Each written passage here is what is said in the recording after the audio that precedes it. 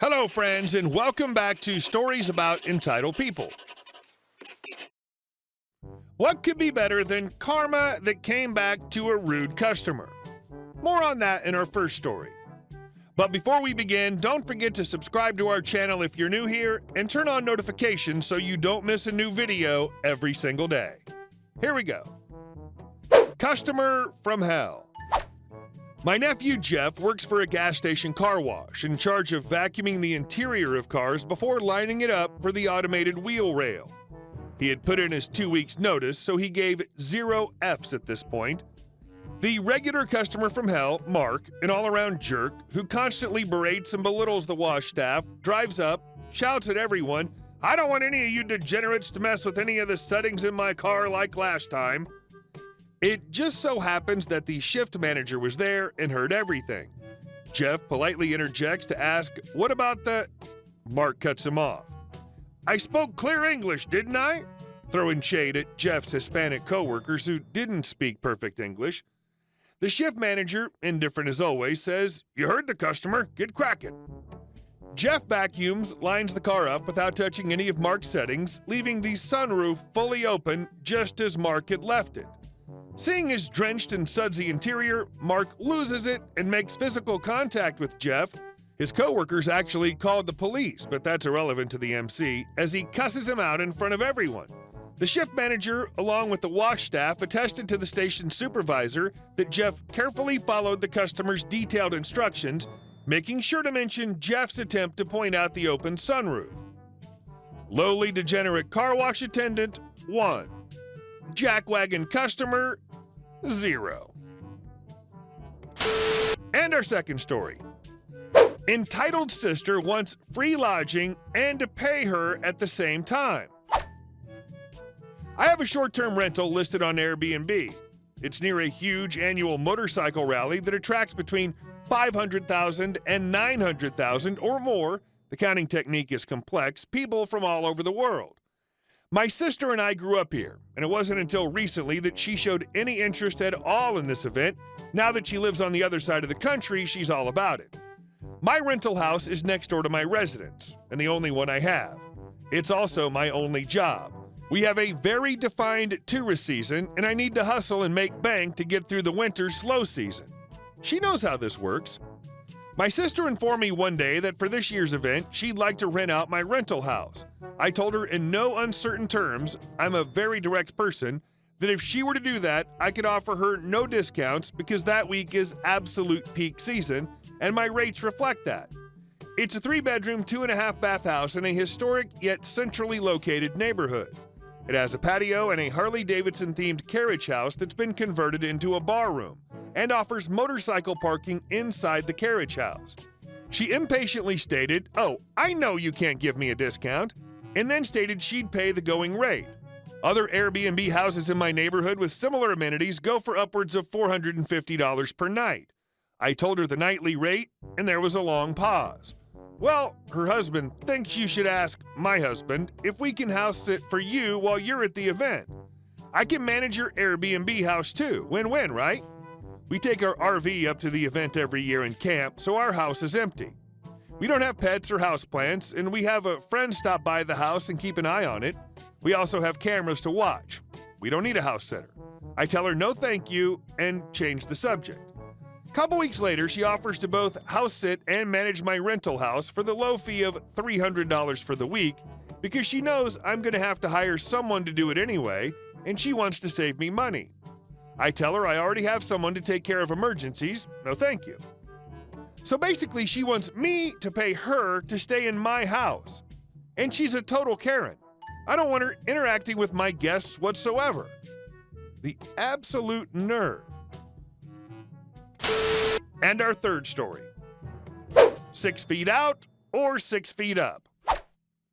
Decades ago, my grandparents purchased a large plot of land out in the middle of nowhere with the idea to build themselves a home and retire on that plot. They were both from the rural Midwest, so they originally wanted to keep horses, chickens, and maybe a few other small farm animals on this land, hence the size. As the years went by and they started actually making plans, they realized that horses weren't really feasible for a variety of reasons.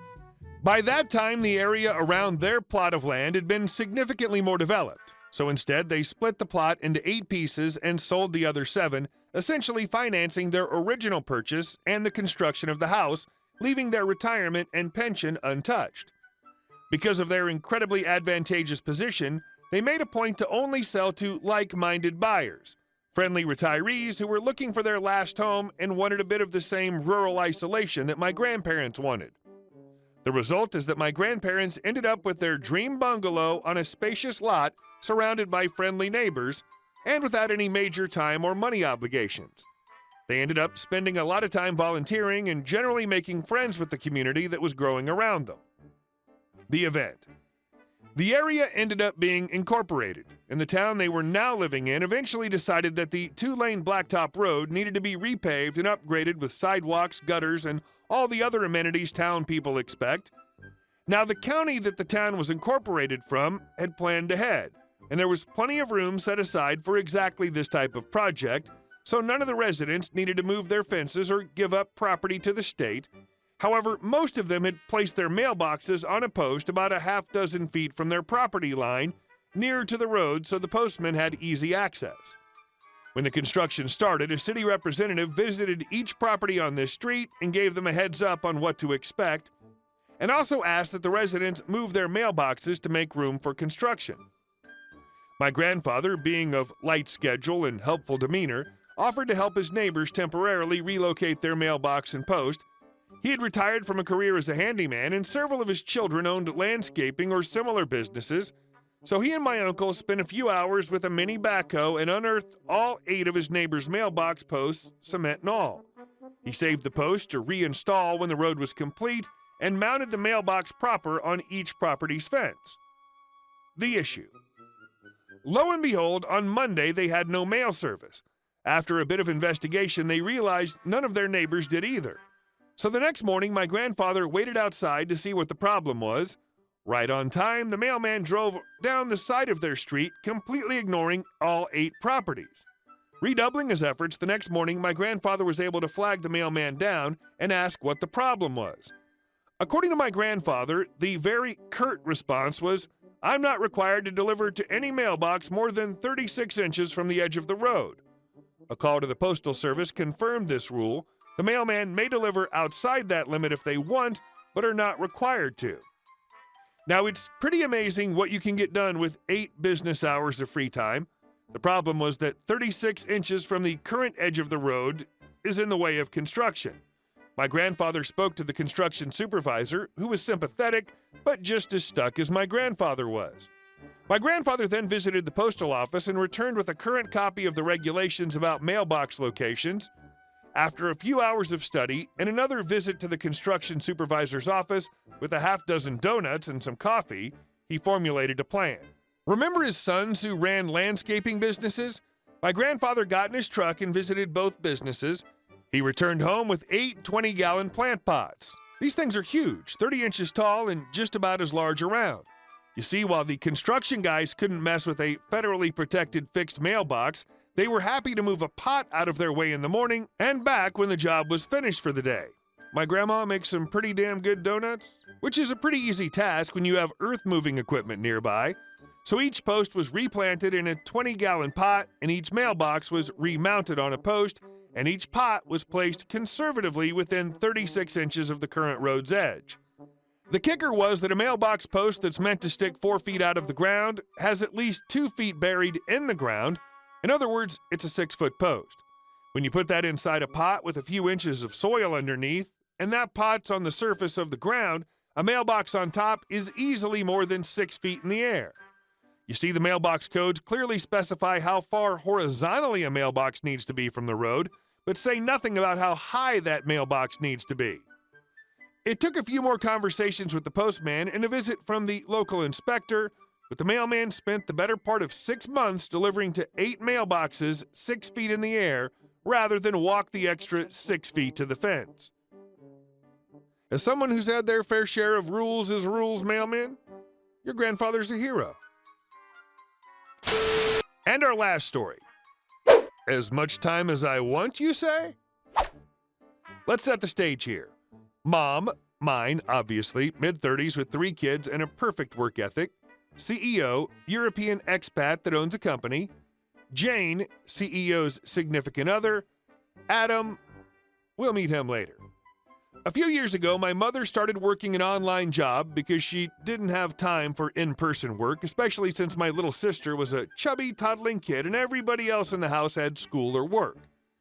Now, she got hired and worked her way up till she pretty much became the CEO's right-hand woman for their home-based workers here. She got good at her job, was offered a raise and free apartment in the Middle East so that CEO and some other execs could work with her personally. She was torn at choosing between staying with us and leaving, but the new paycheck was almost thrice what she'd been already earning. Pretty generous, don't you think? She got even more work done in less time, and soon she alone was doing like 60% plus of all the salary calculations for the company, or at least the Mideast employees, can't remember what exactly, plus whatever CEO and Jane had her do.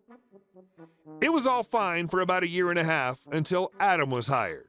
The way Mom described him was pretty much high school sports jock swaggering about, acting like he was hot stuff. He eventually got into CEO and Jane's circle of friends and started bad-mouthing my mom in his department and in meetings. Didn't help that Jane was jealous of how much my mom was working with CEO. After months of workplace harassment and CEO's visible distrust of Mom, she asked him if she could end the contract early. No pay for the unfinished duration, no need to pay her tickets home, no need to get the severance package stated in the contract.